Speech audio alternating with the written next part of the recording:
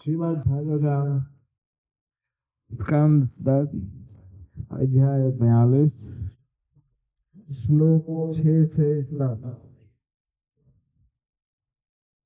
हम पहले आगे के श्लोकों को पढ़ेंगे और बाद में अंतिम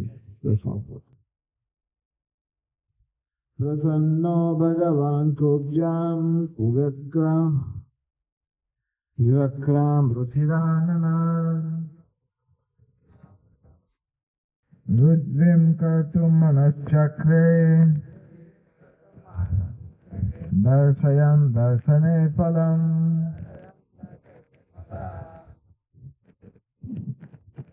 ट्रांसलेशन। भगवान श्री कृष्ण त्रिवक्रा से प्रसन्न हो गए, अतः उन्होंने उस सुंदर मुखड़े वाली कुबड़ी लड़की को अपने दर्शन का फल दिखलाने मात्र के लिए उसे सीधा करने का निश्चय किया। पद्भ्यामाक्रम्य प्रपदे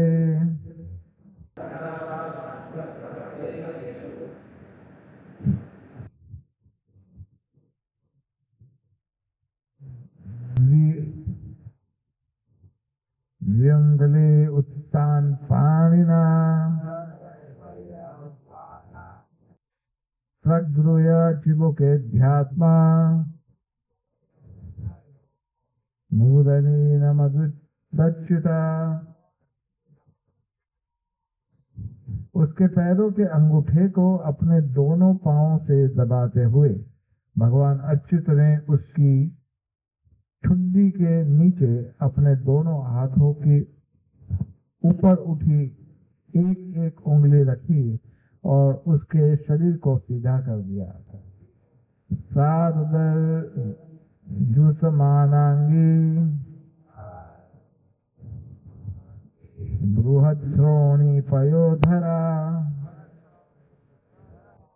मुकुंद स्पर्श नात्सद्यो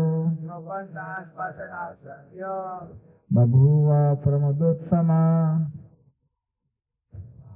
भगवान मुकुंद के स्पर्श मात्र से त्रिवक्रा सहसा एक अतीव सुंदर स्त्री में बदल गई, जिसके अंग सधे हुए तथा सम अनुपात वाले थे और नितम तथा स्तन बड़े बड़े थे। सतोरूप गुणौदार्य विसंपन्नात् प्राह केशवम् उत्तरीयान्तमकृष्य मयन्ती जातरुच्छया। अब सौंदर्य, आचरण तथा उदारता से युक्त त्रिवक्रा को भगवान केशव के प्रति कामेच्छाओं का अनुभव होने लगा। वह उनके अंग वस्त्र के छोर को पकड़कर हंसने लगी और उनसे इस प्रकार बोली, एहि वीरं विहायायो ये हि वीरं गृहं यामो न त्वं त्यक्तुमिहोत्सहे त्वयं मश्चित्ताया प्रसीदा पुरुषार्षभा।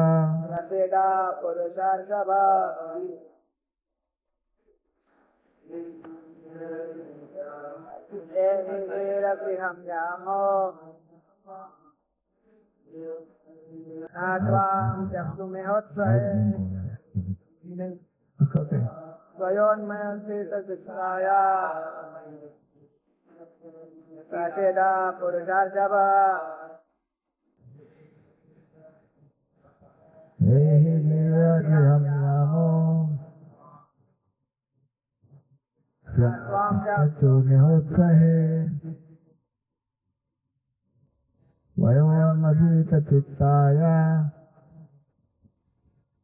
सफेदा पुरुषर्षभा।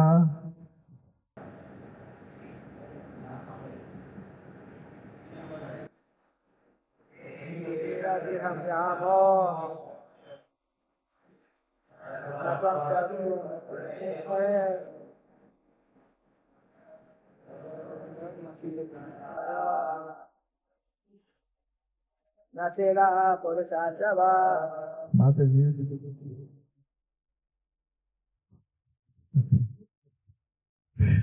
शब्दार्थ एहि आओ वीरा, हे वीर, गृहम मेरे घर, धाम याम चले, ना नहीं, वाम आपको, त्यक्तुम छोड़ना, यह यहाँ उत्सहे सह सकते हूँ, त्वया आपके द्वारा, उन्मथिता उत्तेजित मथा गया, चित्ताया चित्त वाली पर, प्रसीदा कृपा करे, पुरुषरूषभा, हे पुरुष श्रेष्ठ।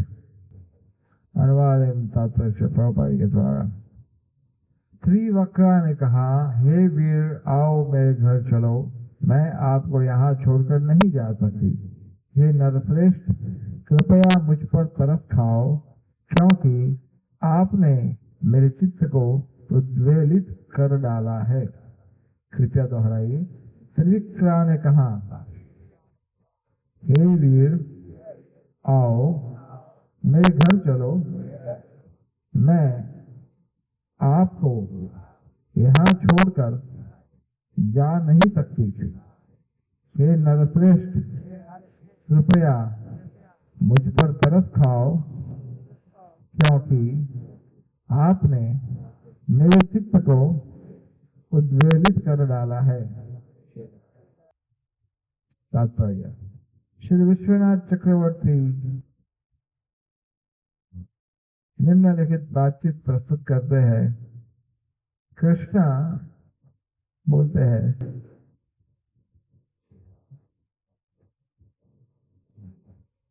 क्या तुम मुझे अपने घर भोजन करने के लिए बुला रही हो? तो त्रिविक्रा कहते हैं, बस मैं आपको यहाँ छोड़ नहीं सकती। तब कृष्ण कहते हैं, किंतु यहाँ राजमार्ग पर चलने वाले लोग तुम्हारे कहने का कुछ और अर्थ लगाकर हंसेंगे, अतः तुम ऐसा मत कहो। त्रिवक्रा ने कहा, मैं मेरे मन को उद्वेलित होने से रोक नहीं सकती हूँ। आपने मेरा स्पर्श करके भूल जो कर दी, यह मेरा दोष नहीं है।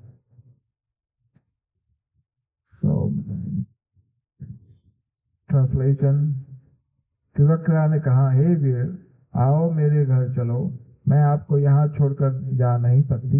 हे नरश्रेष्ठ, कृपया मुझ पर तरस खाओ, क्योंकि आपने मेरे चित्त को उद्वेलित कर डाला है। ओम ज्ञानांजनशलाकया चक्षुरुन्मिलितं येन तस्मै श्रीगुरवे नमः। श्रीचैतन्यमनोभीष्टं स्थापितं येन भूतले स्वयं रूपा कदा मया भाति स्वपदान्तिकं। जय श्री कृष्ण चैतन्य प्रभु नित्यानंद, श्री अद्वैत गदाधर श्रीवासादि गौर भक्तवृंद। हरे कृष्ण कृष्ण कृष्ण हरे हरे, हरे राम राम हरे कृष्ण।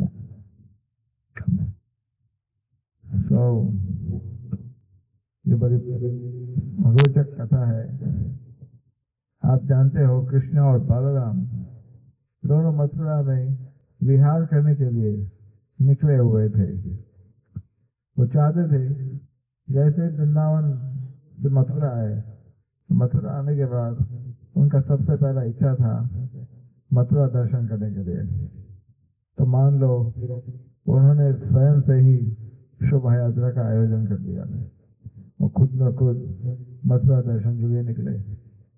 वो ऐसा कह रहे थे कि हम मथुरा देखना चाहते हैं, किंतु वास्तविकता ये थी कि वो सबको अपना दर्शन देना चाहते थे।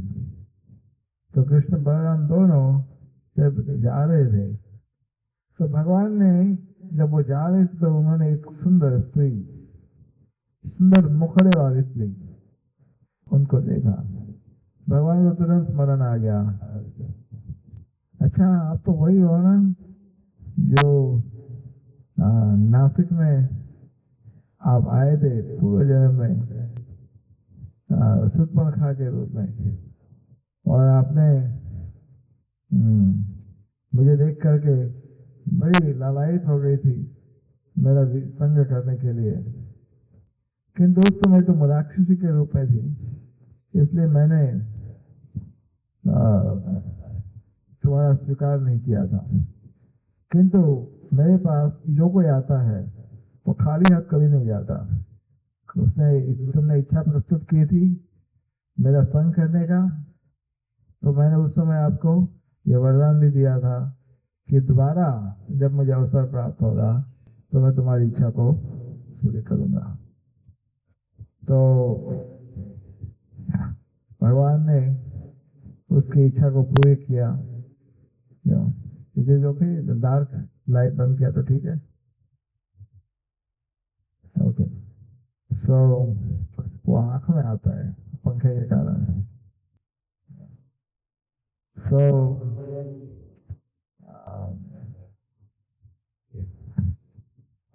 जब कृष्ण ने देखा वही शूर्पणखा यहाँ पर आई थी, तो उसका वर्णन यहाँ पर कहा गया है। वैसे तो इस श्लोकों का बड़ा गहरा अर्थ है, किंतु हमारे पास इतना समय नहीं, आज हम भक्तिवंत ठाकुर के विषय में भी चर्चा करेंगे। तो आपके लिए ये तो इस श्लोकों में तो क्या है गहराई, लेकिन हमारे वैष्णव आचार्यों ने इन श्लोकों की गहराई को अच्छे से प्रस्तुत किया है। तो श्रीवक्रा उसकी क्या विशेषता थी? उसकी विशेषता थी कि यद्यपि उसका शरीर इतना सुंदर नहीं था, किंतु उसका चेहरा बड़ा सुंदर था, बहुत ही खूबसूरत चेहरा था उसका। और भगवान ने जब उसको देखा तो जीव गोस्वामी बताते हैं कि भगवान ने उसको उस समय पूछा, आपको कोई एतराज तो नहीं होगा अगर मैं आपका जो रोग है वो ठीक कर दूं? आपको कोई प्रॉब्लम तो नहीं, मैं आपको ठीक कर दूं, आप सीधी कर दूं? No problem. तो उसको लगा कि मजाक कर रहे हैं, पूजा को लगा कि मजाक कर रहे हैं। तो ऐसा कोई थोड़ी संभव है कि कैसे संभव हो सकता है? तो उसने हंसते हंसते कहा, आपको मुझे ठीक करना है तो आपको मेरे घर आना पड़ेगा। वैसे उन्होंने चंदन भगवान को अर्पण किया था, तब भगवान ने बात की थी। आपको सुनाई दे रहा है पीछे? बैठे आप सुन पा रहे हैं? ओके, सो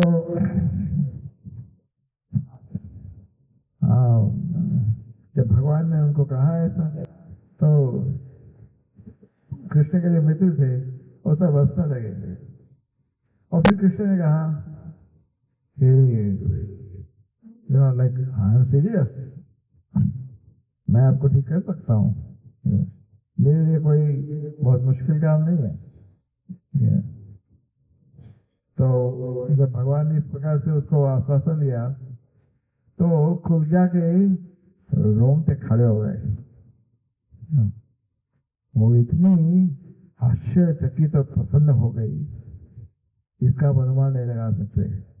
मान लो कोई व्यक्ति कई लंबे समय से कोई गहरी बीमारी से अगर परेशान है और उसको कोई एक कह दे मैं तुम्हें चुटकी बजा करके ठीक कर सकता हूँ, एक मिनट में ठीक कर सकता हूँ, तो उसको कितना उत्साह और कितना एक्साइटमेंट होगा। तो त्रिवक्रा ने जैसे ही भगवान को कहा कि हाँ ठीक है, जैसे आपकी इच्छा, तो फिर भगवान ने ये तय किया कि आज मेरे दर्शन का फल क्या प्राप्त होता है वो मैं आज सारे संसार को दिखाई देता हूँ। कई बार हमारे भक्त लोग आते हैं मंदिर दर्शन के लिए, किंतु दर्शन को इतना कई बार उतना महत्व नहीं देते। वो सोचते दर्शन करने में क्या है, दर्शन तो, लेकिन दर्शन करने का दो लाभ है। एक तो भगवान की कृपा का फल प्राप्त होता है, भगवान की कृपा प्राप्त होती है, और साथ साथ कृपा के साथ साथ भगवान का आप स्मरण कर पाते हो कि उनके क्या पहना है, क्या आभूषण है, क्या धोती है, क्या भगवान का मुकुट है, पगड़ी है, कौन से फूल की माला है इत्यादि। और साथ साथ में आप देखो कि ना देखो, भगवान तो अवश्य आपको देखेंगे। तो ये देख पा रहे, आपका ध्यान है नहीं, लेकिन भगवान का ध्यान अवश्य है। और भगवान का ये ध्यान दे कि आपका ध्यान कहाँ है। तो भगवान आपको दर्शन करते, तो भगवान को दर्शन का फल जो है वो भगवान चाहते हैं कि सारे संसार को एक चमत्कार करके दिखाता हूँ। तो भगवान ने क्या किया, भगवान ने दोनों पांव से कुब्जा के दोनों पांव दबाए और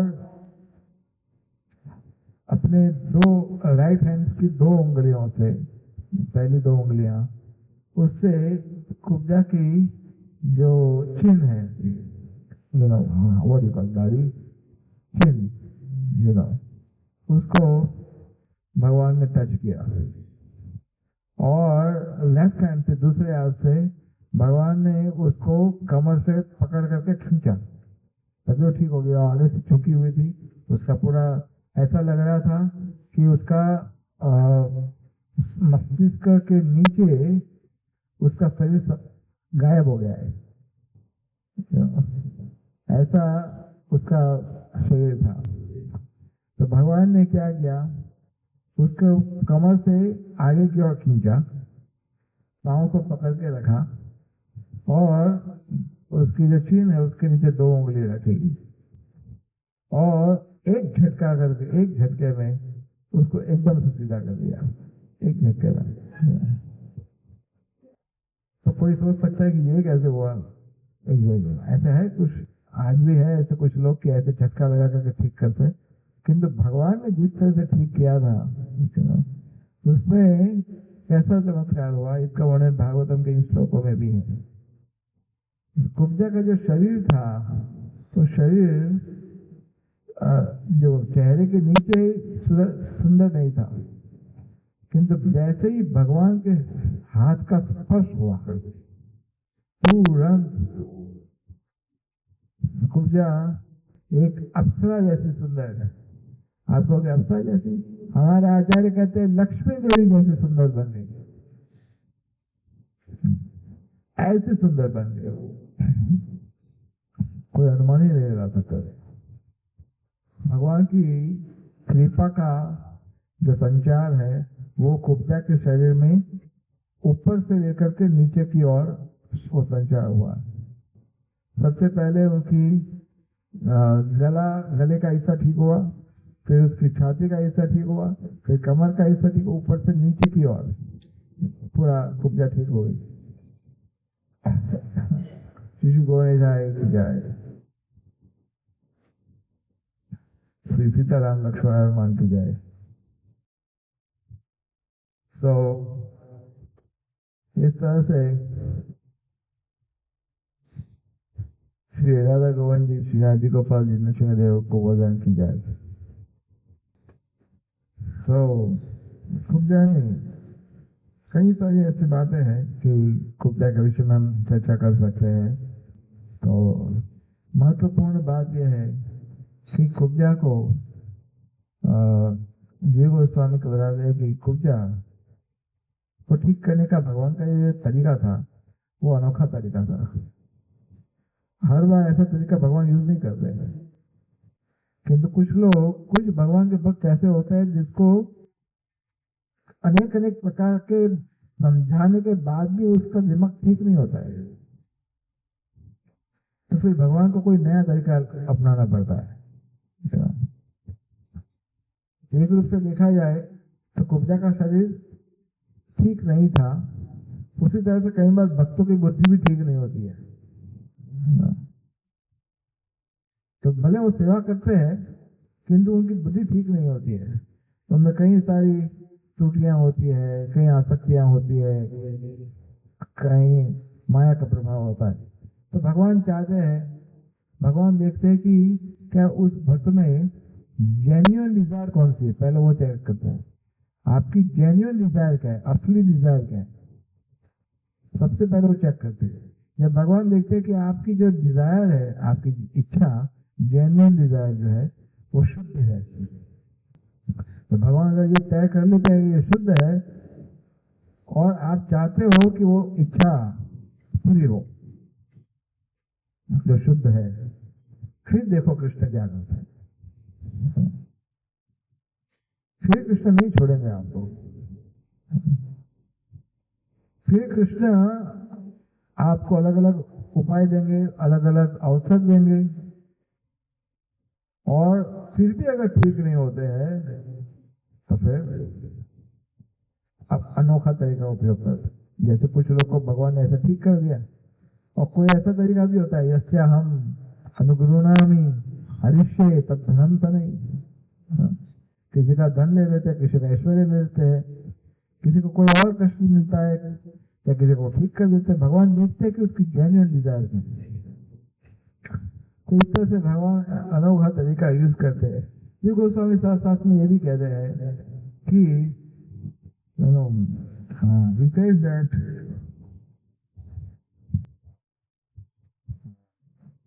भगवान अगर चाहे तो वो आपके सारे कर्मों का फल 1 सेकंड में समाप्त कर सकते हैं। उनके लिए कौन सी बड़ी बात है। कर्माणि निर्दहति किंतु च भक्ति भाजाम। अब ये भगवान स्वयं ही सोच रहे कि इसके कर्म हटाना है, फिर क्या कोई कुछ कर सकता है। तो इसलिए हजारों दोषों को भगवान 1 सेकंड में इसको ठीक कर सकते हैं, उनके लिए कोई बहुत बड़ी बात नहीं है। और साथ साथ में देव गोस्वामी ये भी कहते हैं कि अगर किसी भक्त के हृदय में भगवान के प्रति अनन्य भक्ति है तो उसका जो चेतना है, उसकी भक्ति है, वो जो ठीक होने वाली कुब्जा है, जो कुब्जा ठीक हो गई, उस तरह से उसकी भक्ति शाइन करती है। जब भगवान किसी को ठीक करते हैं तो वो इस तरह से चमकता है जैसे कुब्जा चमक रही है। और एक महत्वपूर्ण बात ये भी, ऐसा कई सारी चीजें कैसे डिस्कस कर पाएंगे आज, लेकिन और एक बात ये भी है, जब किसी गरीब व्यक्ति को अचानक कोई धन प्राप्त होता है ना, जब कोई ऐश्वर्य प्राप्त होता है, तो क्या होता है, वो अपना संतुलन खो सकते हैं, है कि नहीं। वो अनुचित इच्छा भी प्रस्तुत कर सकते हैं, जैसे कुब्जा ने यहाँ पर किया। कुब्जा को सबके बीच में इस तरह से भगवान का वस्त्र खींचने की कोई आवश्यकता नहीं, और भगवान ने उसको टोका भी कि तुम्हारे इस व्यवहार को लोग उचित तरीके से नहीं समझ पाएंगे। यदि तुम्हारा इच्छा मेरे प्रति है किंतु तुम्हारा जो प्रस्तुति है वो गलत है। तो हमारे आचार्य कहते कि ये समस्या हो सकती है। एक बार एक एग्जाम्पल देते थे कि एक बार एक लॉटरी लगी थी, लॉटरी का ऑफर था, तो एक बड़ा सेठ था, तो बड़ा सेठ जो था उसका जो नौकर था, बड़ा पुराना नौकर था और बहुत गरीब था।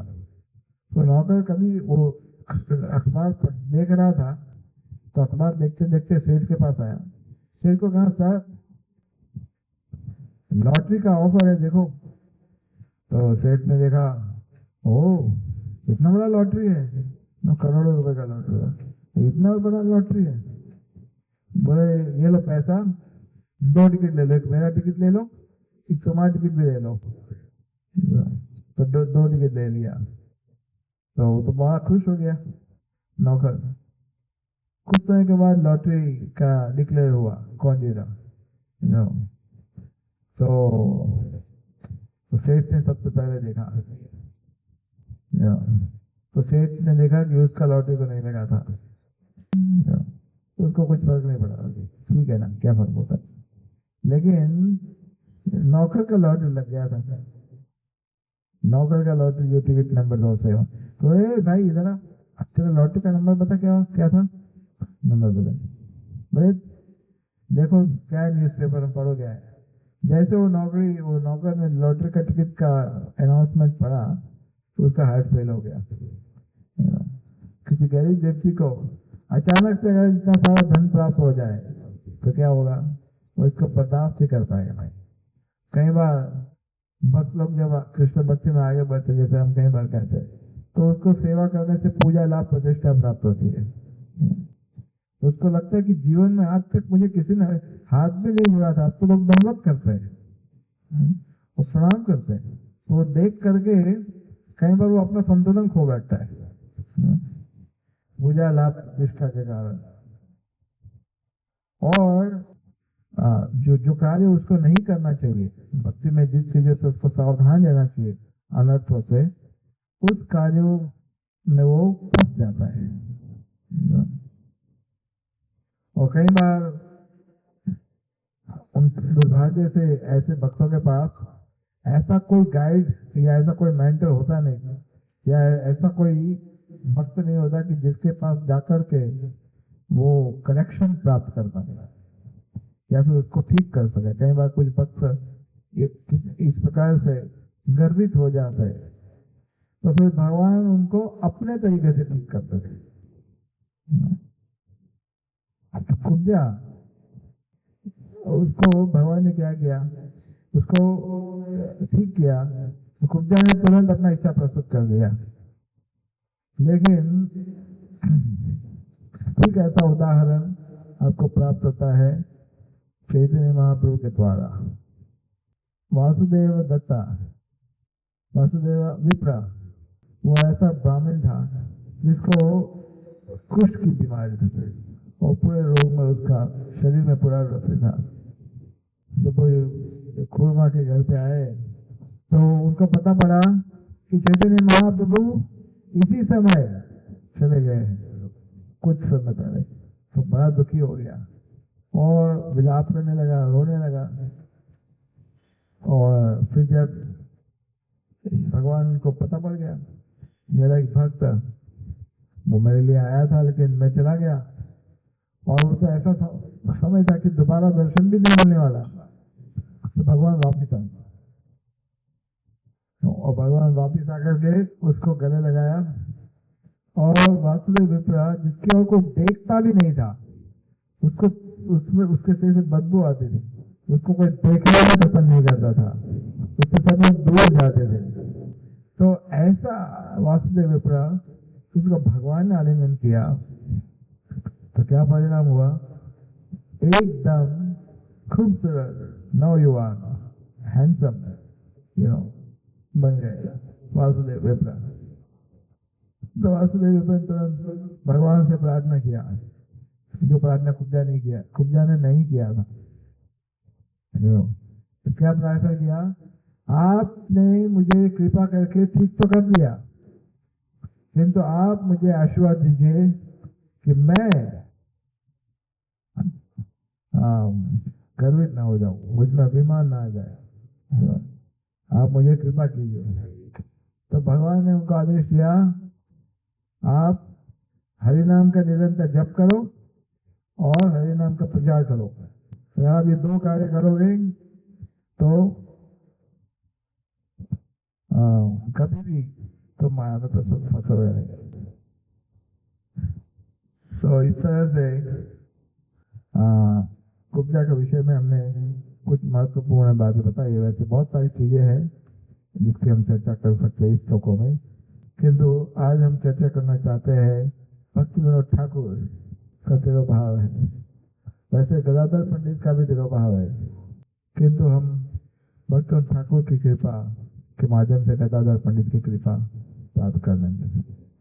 भक्ति विनोद ठाकुर के विषय में आप सब भक्त लोग ऐसे तो परिचित हो, और उनकी कई सारी ऐसी लीलाएं हैं जिन लीलाओं को आपने अनेक बार सुना है।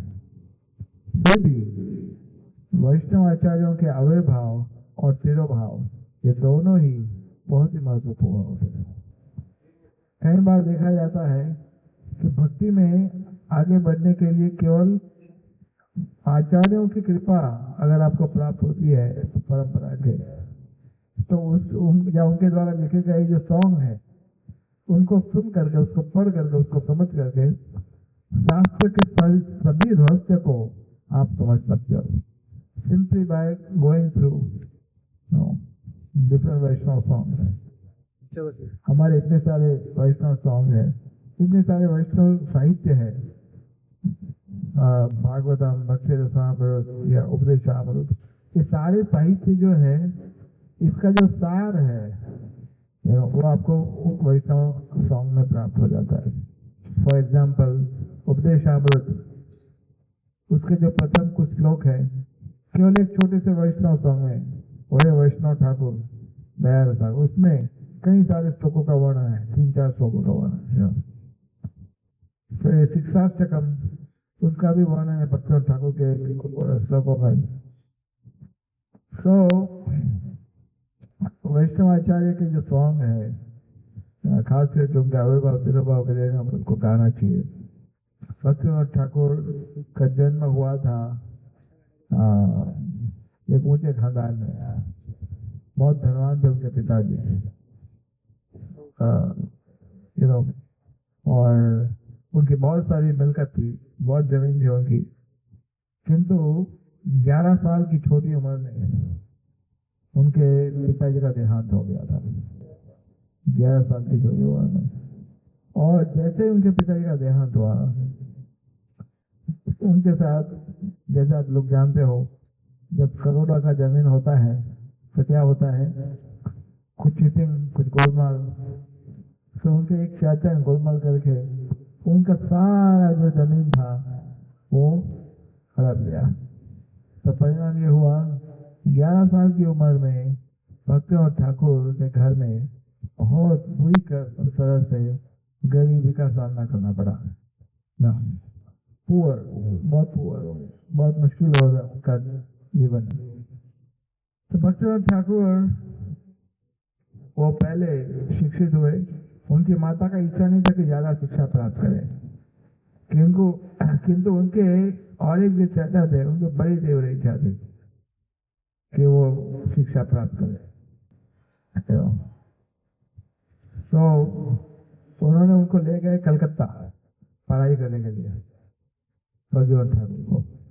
तो वहां पर उन्होंने अंग्रेजी सीखा, बंगाली तो जानते ही थे, तो पहले ये 2 भाषा को फोकस किया, और उनका इंग्लिश इतना अच्छा हो गया कि वो ब्रिटिशर्स को इंग्लिश पढ़ाते थे। अर्थात उनके पास कुछ ब्रिटिशर आते थे ये सीखने के लिए, अच्छा इंग्लिश सीखने के लिए। और ऐसा भी कहा जाता है कि उन्होंने किसी को पढ़ाया था अंग्रेजी, भक्ति विनोद ठाकुर ने, वो ब्रिटिश गवर्नमेंट में आगे जाके ओरेटर बना था। So he was so smart, so expert in English. किंतु वो ढूंढ रहे थे चैतन्य चरितामृत के प्रति। There are a lot of details about him in the early life. उनके पिताजी जो थे वो नित्यानंद प्रभु के भक्त थे, और इनको चैतन्य महाप्रभु के विषय में पता था, किंतु समस्या ये थी कि चैतन्य महाप्रभु का जो ज्ञान है, जो कल्चर है, वो ऐसे लोगों के हाथ में चला गया था कि जो लोग उसके अर्थ का पूरा अनर्थ करके रखे हुए थे, जबकि भक्ति विनोद ठाकुर को संतोष नहीं था। भक्ति विनोद ठाकुर ने बहुत ढूंढा, चैतन्य चरितामृत की असली कॉपी मिले, लेकिन कोई असली कॉपी मिल ही नहीं रही थी उनको। बड़ा मेहनत किया उन्होंने, और उसके बाद फिर उनको वो आगे जाके स्कूल के हेडमास्टर बने, और हेडमास्टर बनने के बाद फिर वो पहली बार उनका गवर्नमेंट ऑफिस में सेक्रेटरी बने, सचिव, और उसके बाद फिर डेप्यूटी मजिस्ट्रेट, और उसके बाद डिस्ट्रिक्ट मजिस्ट्रेट। इस तरह से अंग्रेज सरकार में उन्होंने प्रगति किया इस तरह से। लेकिन उनकी एक विशेषता ये थी भक्तिनाथ ठाकुर की कि वो अंग्रेजों से किसी प्रकार का कोई पुरस्कार, कोई भेंट कुछ नहीं लेते थे, कोई अवार्ड कुछ नहीं, क्योंकि उनको ये डर था कि अगर ये लोग मुझे कुछ उपहार या अवार्ड वगैरह देंगे तो मैं मेरे मिशन में मुझे एक बाधा बन जाएगी, मैं उनका ऋणी हो जाऊंगा, तो मैं जो मैं करना चाहता हूँ वो हर सब कुछ नहीं कर पाऊंगा। तो इसलिए उन्होंने कुछ नहीं लिया और बहुत ही सरल जीवन जीते थे भक्तिनाथ ठाकुर। तो भक्तिनाथ ठाकुर को अंग्रेज गवर्नमेंट में उनको लोग बड़ा आदर करते थे। जो काम 1 घंटे में अलग अलग जो ऑफिसर करते थे, जो जज करते थे, भक्तिनाथ ठाकुर 5 मिनट में कर देते थे, विद इन 5 मिनट्स। और वो लंबा चौड़ा स्टोरी सुनना, डिस्कशन करना, ये सब उनको पसंद नहीं था। वो बात को देख करके 5 मिनट में उनका डिसीजन फाइनल आ जाता था, और वही डिसीजन वास्तव में सबसे उचित होता था। भक्तिनाथ ठाकुर उन्होंने उनका जो पहला पत्नी था, उनका छोटी सी आयु में देहांत हो गया था, किंतु फिर उन्होंने दूसरा जो शादी किया उसके पश्चात वो फीमेल प्रसाद, जो उनका सबसे प्रसिद्ध बेटा है, उनका जन्म हुआ था।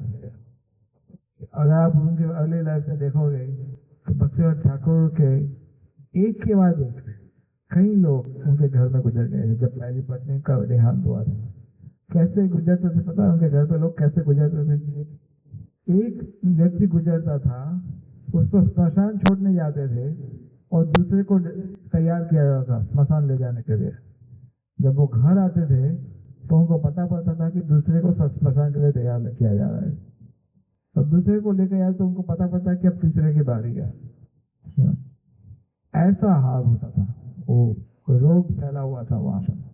तो भगीरथ ठाकुर के घर में ये बड़ी समस्या हुई थी, और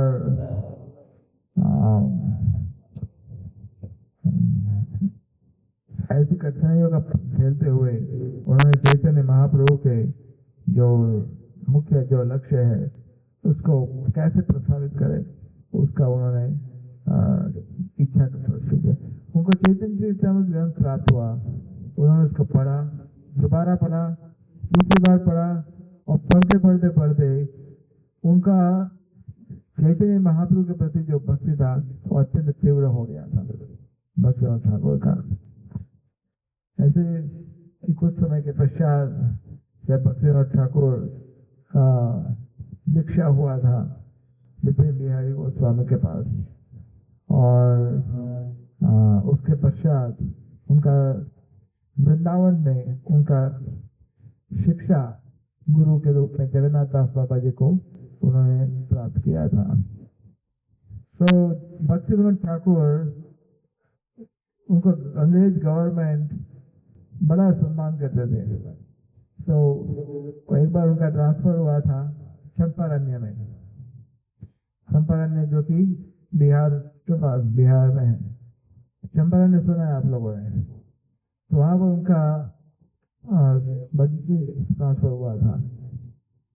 तो वहां चंपारण्य में सब लोगों ने कहा कि यहाँ पर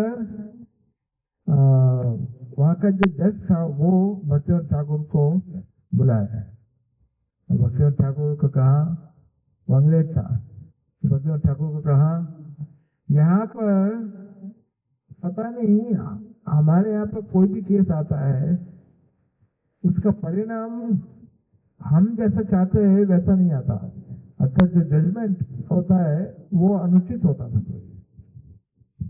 ऐसा क्यों? तो बाद में भक्तिनाथ ठाकुर ने पता करवाया कि वहां पर एक बनियन ट्री था चंपारण्य में, और उसमें एक भूत रहता था, और उसका जो पूजा करते थे बहुत सारे लोग उसकी पूजा करते थे।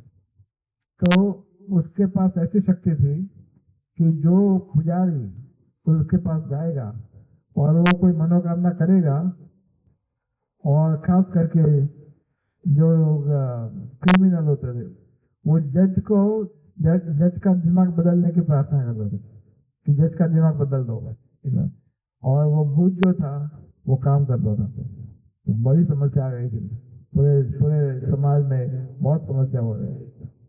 तो भक्तिनाथ ठाकुर को पता पड़ा ये बात है, तो उन्होंने माता जी एक लड़की थी, बड़ी भक्त थी भगवान की, तो उसको भक्तिनाथ ठाकुर ने कहा तुम जाओ उस पेड़ के पास, उस पेड़ के पास, यस, तुम जाओ उस पेड़ के नीचे बैठो और श्रीमद् भागवत पढ़ो। तो वो जो लड़की थी तो श्रीमद् भागवतम पढ़ने लगी और सब लोग देखने लगे कि क्या हो रहा है। तो श्रीमद् भागवतम पढ़ते पढ़ते पढ़ते कई घंटे तक भागवत पढ़ा, और परिणाम हुआ कि वो पेड़ अचानक से अपने आप उखड़ करके गिर गया। तो लोगों ने फिर भागवतम की महिमा को स्थापित करते हुए देखा। ठीक उसी तरह से जब भक्तिनाथ ठाकुर उड़ीसा में गए थे, तो उड़ीसा में एक गांव था कालामल करके कुछ जगह था, वहाँ एक निशा किशन करके एक योगी रहता था, निशा किशन। तो जब भक्तिनाथ ठाकुर उसके पास गए, निशा किशन के पास, पहले अंग्रेजों ने बोल दिया था उनको कि ये जो आदमी है ना, ये ऐसा दावा कर रहा है कि वो पूरे उड़ीसा में से अंग्रेजों को भगा देगा और यहाँ पर वो अपनी सरकार बनाएगा। तो ये हमारे लिए चुनौती है, आप इसको ठंडा करो, आप इसको ठीक करो। वही होशियार लोग थे ना, जानते थे कि ऐसे लोगों को ऐसा व्यक्ति संभाल सकता है जो आध्यात्मिक दृष्टि से शक्तिशाली हो। तो निशा किशन के पास भक्तिनाथ ठाकुर पहुंचे और भक्तिनाथ ठाकुर ने उनको कहा कि तुम जो कर रहे हो ठीक नहीं है। तो निशा किशन ने कहा तुम्हारा नाम केदारनाथ दत्त है, राइट, और तुम मुझे यहाँ पर अरेस्ट करने की इच्छा से आए हो, किंतु तुम जानते नहीं कि मैं भगवान विष्णु का अवतार हूँ, या मैं ही भगवान विष्णु हूँ। तो उसके पास एक ब्रह्मा भी थे और एक शिव जी भी थे, उसके चमचे। बोले ये ब्रह्मा है, ये शिव है, और मैं विष्णु हूँ। तो भक्तिनाथ ठाकुर ने उसको ललकारा, मैंने उसको मना किया कि तुम जो कर रहे हो गलत, समझाया, नहीं समझा। भक्तिनाथ ठाकुर ने कहा कि ठीक है, तो तुम चलो, तुम विष्णु हो ना, तो तुम चलो जगन्नाथ भगवान के पास, पुरी में उनका दर्शन करो, जगन्नाथ जी के पास चलो। तो उसने जगन्नाथ जी का अपराध किया। वो कौन है? वो एक तो लकड़ी का पुतला है, वो थोड़ी कोई भगवान है। जैसे ही निशा किशन ने सुना कि भक्तिनाथ ठाकुर ने तुरंत आदेश दे दिया, अरेस्ट हिम, पुलिस हो गई। तो उसको कई सारे लोगों को इकट्ठा करना पड़ा है, क्योंकि उसकी योगिक शक्ति इतनी थी कि भक्तिनाथ ठाकुर के जो परिवार के लोग थे वो बीमार हो गए। भक्तिनाथ ठाकुर ने कहा चाहे मेरा परिवार समाप्त हो जाए, सब लोग मर जाए, किंतु ऐसे व्यक्ति को दंड देना आवश्यक है। तो क्या हुआ, जिस दिन उनका जजमेंट का दिन था, उस दिन क्या हुआ, निशा किशन की योग शक्ति से भक्तिनाथ ठाकुर को पूरे शरीर में पैरालाइज हो गया। उनको व्हील चेयर में लेके आना पड़ा कोर्ट रूम में, और वो बड़ी मुश्किल से वो जजमेंट लिखने के लिए पेन उठा रहे, बड़ी मुश्किल से, वो नहीं उठा पा रहे। तो उनका भक्तिनाथ ठाकुर का एक बड़ा संनिष्ठ सेवक था, उन्होंने देखा कि निशा किशन की चोटी में शक्ति है, तो उसने सारे बीच कोर्ट के अंदर, कोर्ट रूम में उसकी चोटी काट डाली। जैसे उसकी चोटी काटी, सारी शक्ति समाप्त हो गई, निशा किशन गिर गया, और अंत में फिर उसने खुदकुशी कर ली निशा किशन ने। तो इस तरह से भक्तिनाथ ठाकुर बहुत स्ट्रिक्ट थे इन सब चीजों में। एक बार जगन्नाथ पुरी के राजा, पुरी का जो राजा है, उसने कुछ उस समय में कुछ 80-85 हजार का घपला किया था। राजा ने खुद, तो वहां के जो राजा थे, उन्होंने अपने इस्तेमाल के लिए उपयोग किया। तो भक्तिनाथ ठाकुर ने राजा को बड़े विनम्रता से समझाया कि देखो तुमने जो किया गलत है। उस समय भक्तिनाथ ठाकुर जगन्नाथ मंदिर के संचालन के अध्यक्ष थे कि तुमने ये ठीक नहीं किया है, तुम जल्दी से धन वापस ले लो। तो तुम क्या करो, जगन्नाथ भगवान को जो 56 भोग लगता है ना, वो सारा खर्चा तुम दिया करो आज। तो उसको बड़ा अपमान लगा राजा को, तुम सिखाओगे राजा को, भक्तिनाथ ठाकुर को। तो उसने 50 ब्राह्मणों को बुलाया राजा ने, और 1 महीने तक यज्ञ करवाया। बोले भक्तिनाथ ठाकुर समाप्त हो जाएगा, उसका यज्ञ करवा दे। और वो डिक्लेयर करके सबके सामने कि भक्तिनाथ ठाकुर समाप्त हो जाए, उसके लिए ब्राह्मणों को बुलाया, यज्ञ करो। तो 30 दिन तक लगातार यज्ञ हुआ। भक्तिनाथ ठाकुर को पता पड़ा कि ऐसा हो रहा है, किंतु वो कहे कि वो भगवान पर निर्भर थे। बोले जैसी जगन्नाथ जी का इच्छा। तो क्या परिणाम हुआ, 30 दिन के बाद राजा का अपना बेटा मर गया, और फिर वो शरणागत हो गया राजा। तो ये कुछ ऐसे घटनाएं हैं जो भक्तिनाथ ठाकुर की प्रसिद्ध घटनाएं हैं। किंतु भक्तिनाथ ठाकुर का जो मुख्य कार्य है वो ये नहीं था। ये तो ठीक है, ये उनका अवश्य कार्य है, किंतु चैतन्य महाप्रभु स्वयं उनके स्वप्न में आए थे और महाप्रभु को कहा था, वो वृंदावन जाना चाहते थे। महाप्रभु ने कहा कि तुम वृंदावन जाओ, मुझे कोई प्रॉब्लम नहीं, किंतु मेरा एक काम करोगे। तो क्या, मेरे जन्म स्थान को स्थापित करो। और फिर चैतन्य महाप्रभु के जन्म स्थान के लिए भक्तिनाथ ठाकुर ने अपना ट्रांसफर ले लिया कृष्णनगर, और फिर वहां पर उन्होंने बहुत सारा खोज किया और ये प्रस्तावित किया कि चैतन्य महाप्रभु का जो प्राकट्य स्थल है वो नवद्वीप नहीं है, मायापुर है, नवद्वीप में नहीं है। जैसे भक्तिनाथ ठाकुर ने ये डिक्लेयर किया तो उनके लिए सुपारी भी लगी उनको मारने के लिए, क्योंकि वहां के जो लोग थे, जो नवद्वीप में रहने वाले, उनको ये डर था कि उनका धंधा बंद हो जाएगा, महाप्रभु की जन्मभूमि में पैसा नहीं आएगा। तो फिर भक्तिनाथ ठाकुर ने इसको प्रस्तावित किया। ये भी लंबी कथा है। वहां पर बहुत सारे तुलसी के पौधे प्राप्त हुए थे। वहां पर जाके महाप्रभु ने पूछा, भक्तिनाथ ठाकुर ने पूछा इस जगह का नाम क्या है। बोले इसका जगह का नाम है मियापुर। तो फिर कौन रहता है यहाँ पर, तो फिर पूरा हिस्ट्री निकाला, पूरा मैप निकाला, तब उनको और इसको साबित करने के लिए वो अपने शिक्षा गुरु जगन्नाथ दास बाबा जी महाराज को लेकर आए। गौर आविर्भाव होमेस्तम, जो आप जानते हो, ये उनका मुख्य कार्य था। दूसरा उनका मुख्य कार्य था भक्तिनाथ ठाकुर का कि वहां पर मंदिर बनाना जन्म स्थान पर। तो उस मंदिर बनाने के लिए जो चंदा चाहिए, वो चंदा वो घर घर भीख मांगते।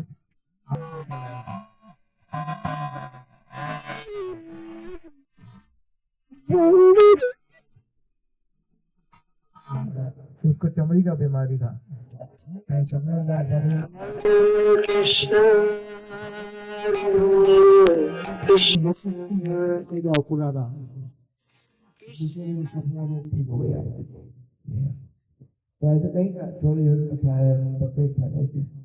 तो भक्तिनाथ ठाकुर ने उनका अंतिम समय व्यतीत किया था जगन्नाथपुरी में, जो स्थान है भक्ति कुटीर। तो कहा जाता है कि भक्तिनाथ ठाकुर कुछ 2 साल वहां पर रहे भक्ति कुटीर में, और वहां उस समय उन्होंने बाबाजी वेश लिया था, परमहंस वेश। और वो वेश के बाद 2 साल तक वो मायापुर और जगन्नाथपुरी के बीच में आते जाते थे। किंतु अंतिम 4 साल तक उन्होंने ऐसा लीला प्रस्तुत किया कि उन्होंने अपने शरीर को पैरालाइज कर दिया, तो एक कमरे से बाहर नहीं आ सकते। तो पिछले अंतिम जो 4 साल है वो लगातार वो एक ही कमरे में रहे भक्तिनाथ ठाकुर, और प्राय वो अपना दरवाजा बंद किया करते थे, बंद करके रखते थे। उनका दरवाजा बंद ही रहता था, वो अंदर वो एकांत भजन करते थे। you know, 4 साल तक निरंतर एकांत भजन करते थे। और 23 जून, आज कौन सा है, 25, हाँ 23 जून को भक्तिनाथ ठाकुर आज की तिथि के अनुसार करीब 10-11 बजे, आधे घंटे के बाद उन्होंने अपना शरीर छोड़ दिया था। 23 जून के बाद, उसके बाद की कथा भी है कि भक्ति सिद्धांत सरस्वती ठाकुर उनके शरीर को यहाँ लाना चाहते थे मायापुर, किंतु उनको प्रतीक्षा करना पड़ा क्योंकि वो समाधि नहीं बना सकते, मौसम वो चातुर्मास्य का समय था। भक्तिनाथ ठाकुर का जो जीवन है वो अत्यंत शिक्षाप्रद है। भक्तों को पढ़ना चाहिए, उनके जीवन को पढ़ना चाहिए, भक्तिनाथ ठाकुर के जीवन को, क्योंकि कई महत्वपूर्ण कार्य हैं। उन्होंने इतने सारे वैष्णव सॉन्ग लिखे हैं, पहले से ही राइटर थे। वो 12 साल की उम्र से राइटर थे, वो 12 साल की उम्र से वो एक लेखक थे। तो इसलिए और कई सारी भाषा आती थी। कहा जाता है कि वो केवल 2-3 घंटा ही सोते थे रात को, वो भी 8 बजे सोते थे, 10:30 बजे उठ जाते थे, 10:30 से 4:30 बजे तक ग्रंथों को लिखते थे। कई ग्रंथ लिखे उन्होंने, बहुत सारे ग्रंथ हैं, जैसे हरिनाम चिंतामणि है, वैसे बहुत सारे ग्रंथ हैं जो भक्तिनाथ ठाकुर ने लिखे हैं। तो वो सारे ग्रंथ है, वैष्णव सॉन्ग्स हैं, और वो चाहते थे वैष्णव जो चैतन्य महाप्रभु की भविष्यवाणी पूरी हो। तो 1896 में उन्होंने एक किताब लिखा था, lives and प्रिसेप्ट्स of Chaitanya Mahaprabhu. वो ग्रंथ उन्होंने मॉन्ट्रियल भिजवाया था। I mean, he was also a great book distributor. Bhaktinath Thakur का वो जो ग्रंथ था 1896 में पहुंचा था। कई लोगों ने उनको पूछा था कि आपके ग्रंथ में ऐसी भविष्यवाणी है कि चैतन्य महाप्रभु का कोई एक भक्त आएगा और इसका प्रचार करेगा, इस कल्ट का, ये सच बात है क्या? आपको विश्वास है? तो भक्तिनाथ ठाकुर ने कहा इसमें विश्वास की क्या बात है? जब महाप्रभु बोले हैं कि पृथ्वी पे आचे जतन नगराधिग्राम, तो उसमें विश्वास की क्या बात है? वो तो होगा ही है, वो तो होगा ही होगा, इसमें कौन सा दो हो रहा है? तो कोइंसिडेंटली वही वो साल था 1896 जिसमें हमारे प्रिय भक्तिवेदांत स्वामी श्री प्रभुपाद जी इस पृथ्वी पर प्रकट हुए थे। और 1896 वाला जो बुक था लाइफ एंड प्रिसेप्ट, वो पुस्तक करीब 60-65 साल के बाद, 67 साल के पश्चात वो ग्रंथ किसी व्यक्ति के हाथ में आया था लाइब्रेरी में। और वो ग्रंथ उसने कनाडा में, मॉन्ट्रियल में वो ग्रंथ उसने पढ़ा और उसको बड़ा आकर्षण हुआ और उसके विषय में ज़्यादा इंक्वायरी की। तो वो व्यक्ति बाद में प्रभुपाद जी के पास आकर मिला, and he became disciple of Prabhupada. That's what I have heard. आप सोचो कि जो ग्रंथ 65-67 साल के पश्चात वो ग्रंथ ब्लास्ट किया और वहां पर भक्त बने लोग। So it was in Montreal. So इस तरह से भक्तिनाथ ठाकुर की कई सारी महत्वपूर्ण कथाएं हैं, बट समय के अभाव के कारण ज़्यादा कथा नहीं बता सकते। गदाधर पंडित वो भी बहुत ही महत्वपूर्ण पंच तत्व के अंश है और स्वयं श्रीमती राधा रानी का प्रागट्य है। उनको चैतन्य महाप्रभु के नित्य संगी थे, हमेशा चैतन्य महाप्रभु के साथ ही रहते थे। वो ऐसे तो रहते थे कहीं और, क्यों, किंतु उनके मामा रहते थे मायापुर में। तो गदाधर पंडित ने क्या किया, अपने पेरेंट्स की परमिशन लेकर के मामा के घर पे रहने का निर्णय किया। बोले मैं मामा के घर रह सकता हूँ तो वहां पर जाकर के स्कूलिंग करूंगा। तो ये एक बहाना था, वो चाहते थे निमाई के साथ रहना। तो आपने देखा है गदाधर आंगन मायापुर में, किसने देखा है गदाधर आंगन? यस। और कोई भक्तों श्रीवासांग किसने देखा है? अरे सब में हाथ ऊपर करिए ऐसा। तो बिल्कुल एक ही तो दीवार है, बिल्कुल अब तो दीवार बेटा दी, शिवासांग के बीच में दीवार भी नहीं है। गदाधर आंगन बिल्कुल श्रीवासांगन के बिल्कुल बाजू में, और चैतन्य महाप्रभु के घर से, निमाई पंडित के घर से कुछ कदम दूर, ज्यादा दूर नहीं, कुछ कदम की दूरी पर है। तो सची माता हमेशा गदाधर को कहती थी कि तुम निमाई को सबसे अच्छा जानते हो, तुम हमेशा उसके साथ रहो। तो गदाधर पंडित कहा जाता है कि उनको गौर गदाई कहा जाता है। गदाई जैसे निताई को नित्यान को निताई कहते थे, गौरा गदाधर को गदाई कहते, गौर गदाई। तो बाद में जब चैतन्य महाप्रभु गए जगन्नाथपुरी, तो गदाधर पंडित ने उनको कहा कि मेरे पर ये आप कृपा कीजिए, मैं आपके बिना जीवित नहीं रह सकता, इसलिए मुझे जगन्नाथपुरी आने का अनुमति दीजिए। तो भगवान ने उनको अनुमति दिया। वो जगन्नाथपुरी आए, लेकिन उन्होंने क्षेत्र संन्यास ले लिया। और क्षेत्र संन्यास का अर्थ होता है कि पूरी छोड़ के बाहर नहीं जा सकता। जैसे गदाधर पंडित की कई सारी कथाएं आप सब जानते हो। ये वो उनका दीक्षा हुआ था किसके साथ, किसके पास? पुंडरीक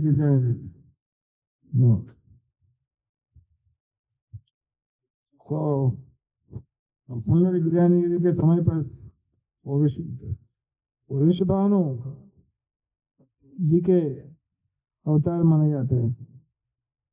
और फिर बाद में उन्होंने टोटा गोपीनाथ जी का सेवा किया गौर गदाधर पंडित ने, और अंत में उन्होंने जगन्नाथपुरी में ही अपना लीला समाप्त किया।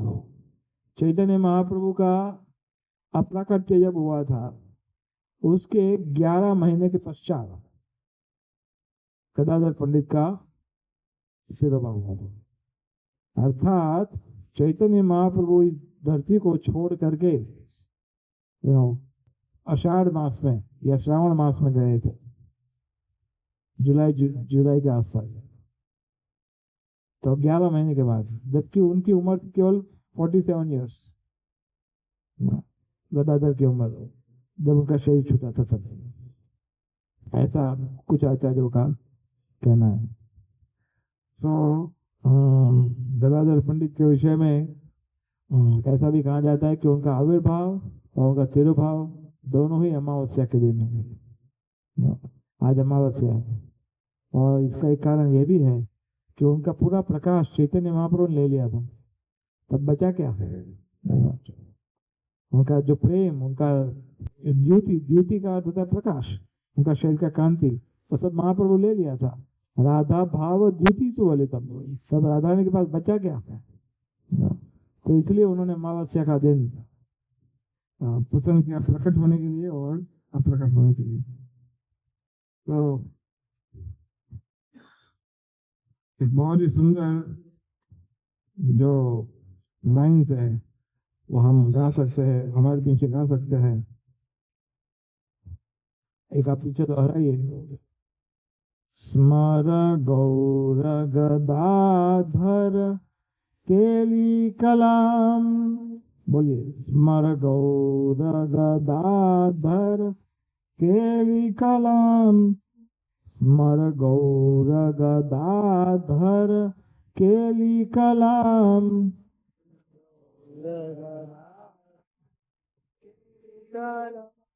भव गौर गदाधर पक्षचरम,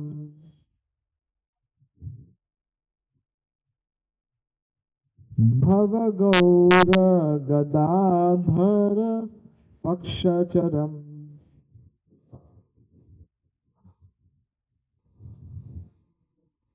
सुनु गौर गदाधर चारु कथाम,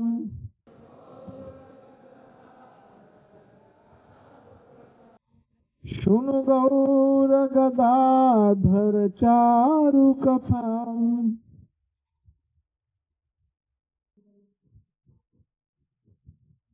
भज गोद्रुम कानन कुंज विधुम।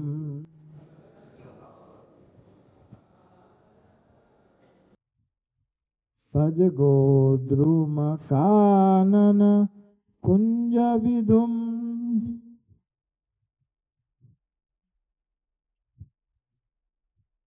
भज गोद्रुम कानन कुंज विधुम।